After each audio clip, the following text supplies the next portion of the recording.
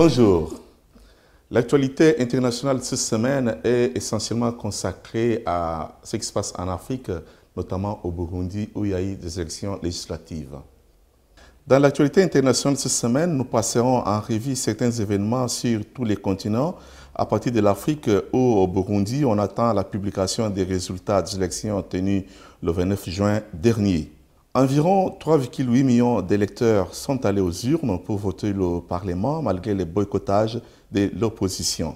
L'Union africaine a exclu sa participation en tant qu'observateur aux élections législatives, affirmant qu'il n'y avait pas de conditions pour la réalisation d'un processus crédible.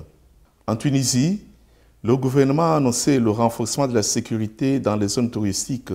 Ceci fait partie des mesures antiterroristes qui prévoit également la fermeture de 80 mosquées illégales après l'attentat du 26 juin dans un hôtel qui a tué 38 touristes.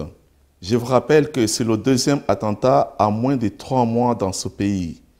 En mars, l'attaque a eu lieu au musée de Bardo dans la capitale de la Tunisie et a coûté la vie à 22 touristes et un autre groupe a été pris en otage à l'intérieur du musée par des terroristes. 6 semaines après la maladie qui a été officiellement éradiquée du pays, le Libéria a annoncé le 1er juillet un nouveau cas du virus d'Ebola. Le nouveau cas d'Ebola a été signalé dans la commune de Margibi.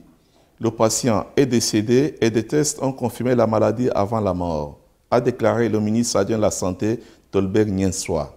En Asie du Sud-Est, le crash d'un avion militaire mardi à Medan, grande ville de l'île de Sumatra en Indonésie, a fait 142 morts selon un nouveau bilan communiqué mercredi 1er juillet par la police.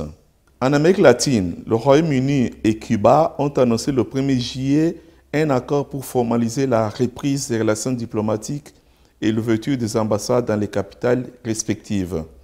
Le rétablissement des relations interrompues il y a 54 ans intervient 6 mois après le rapprochement historique annoncé par Barack Obama et son homologue cubain Raúl Castro.